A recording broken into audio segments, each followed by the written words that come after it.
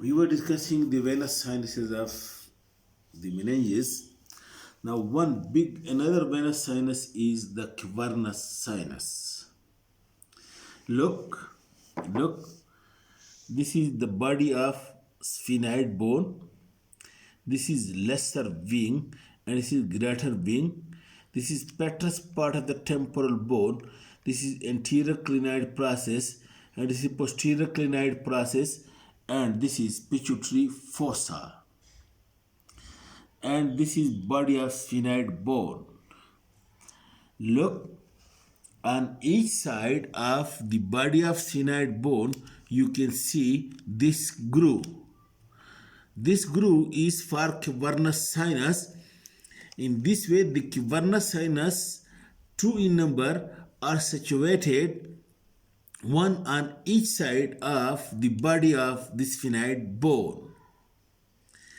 It is 2 cm in length and 1 cm in width and extend from the anterior clinoid process to the apex of this petrous part of the temporal bone, and it is bounded on one side by the industrial layer or the industrium or the periosteum of the groove present over here on each side of the body of sphenoid bone, and on another side it is being covered by meningeal layer of the dura mater, which becomes continuous with the meningeal layer over the middle cranial fossa. Now, this cavernous sinus, also look over here. Look, this is the cavernous sinus. This is the body of sphenoid bone, and over here this is pituitary fossa, and this is the pituitary gland being present over here in this pituitary fossa, the pituitary gland, and this is one cavernous sinus and this is another cavernous sinus, and it is being spindle shaped.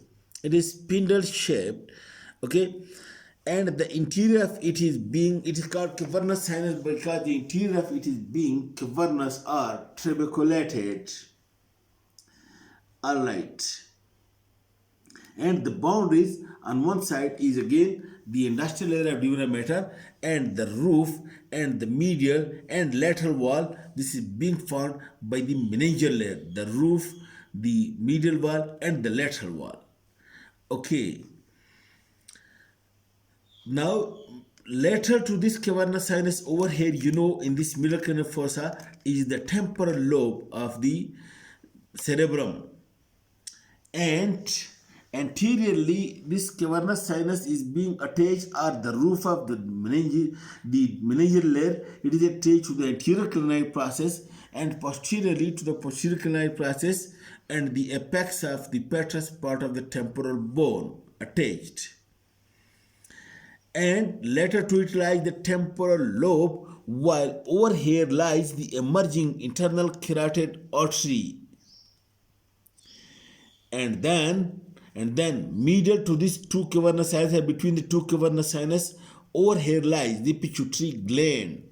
And deep to it, this is the body of the sphenoid bone. Deep to it lies the sphenoidal air sinus. This is somewhat relations of the cavernous sinus. There are other minor relations which at this time for undergraduate is not much necessary, but if you study the brain, then you will understand. Then the cavernous sinus is unique by the fact that other R sinuses transmits or it receives the blood and the CSF. But this cavernous sinus is unique by the fact that inside the lumen of this sinus lies the internal carotid artery and the sixth nerve, abducent nerve. It passes through this cavernous sinus. The internal carotid artery and the abducent nerve, it passes through this cavernous sinus. And also lying in the lateral wall of the sinus are the oculomotor nerve third, a trachea nerve fourth, and ophthalmic and maxillary region of trigeminal nerve. These lies embedded in the lateral wall.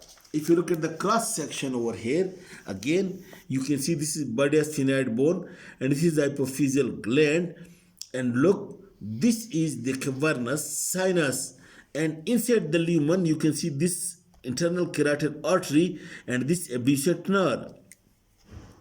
While in the lateral wall, you can see this third oculomotor, fourth trochlear, and then the ophthalmic and maxillary division of the trigeminal nerve. It also lies in the lateral wall of the cavernous sinus.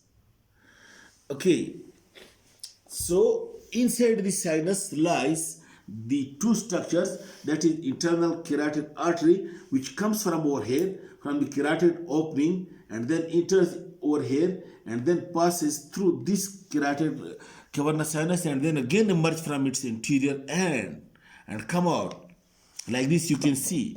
Look, this is the internal carotid artery. Look over here, and anteriorly you can see the cavernous sinus is being related to these two optic nerves coming from over here, from this optic foramina, one another optic nerve, and then making the optic chiasma.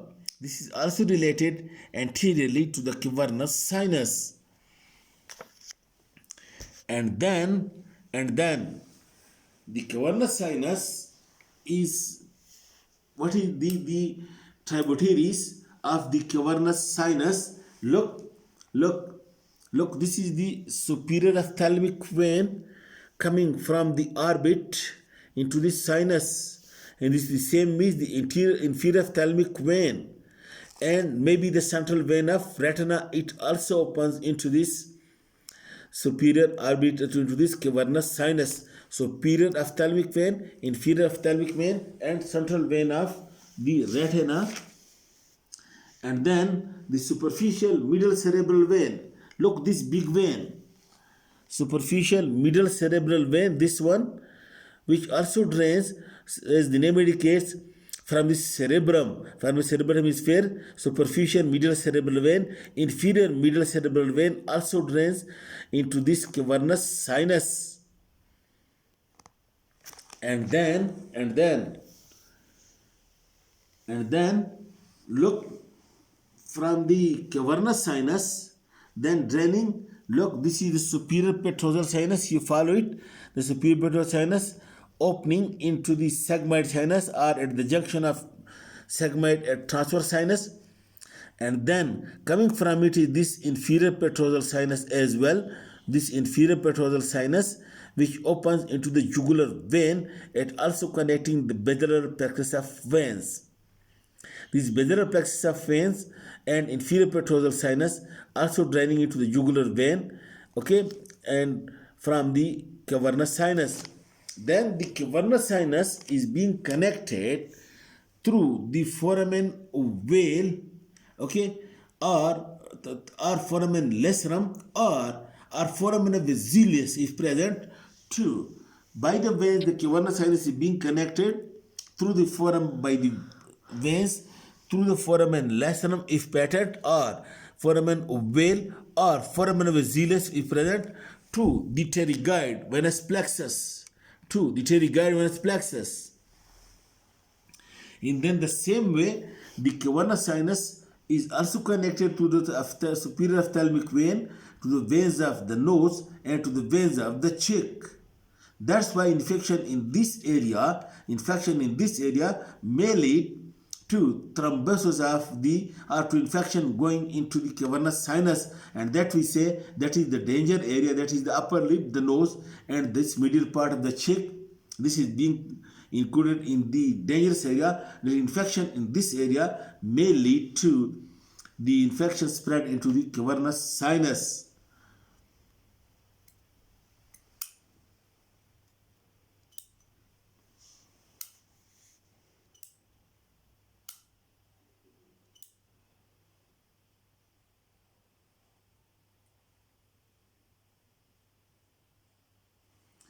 If due to some reason, for example, maybe due to trauma, the body of the sphenoid may be the fracture, and the internal carotid artery, if gets ruptured inside the cavernous sinus, then what happens? There results an exophthalmos, but that is throbbing exophthalmos because of the throbbing of the internal carotid artery.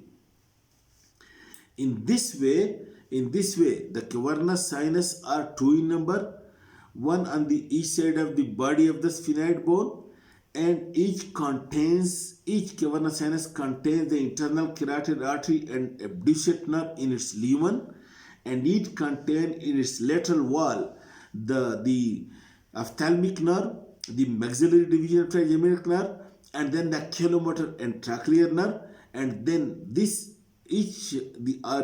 cavernous sinus drains from the orbit, from the vault of the skull, and from the brain tissue, and also get connected to the veins of the face and to the pterygoid venous plexus.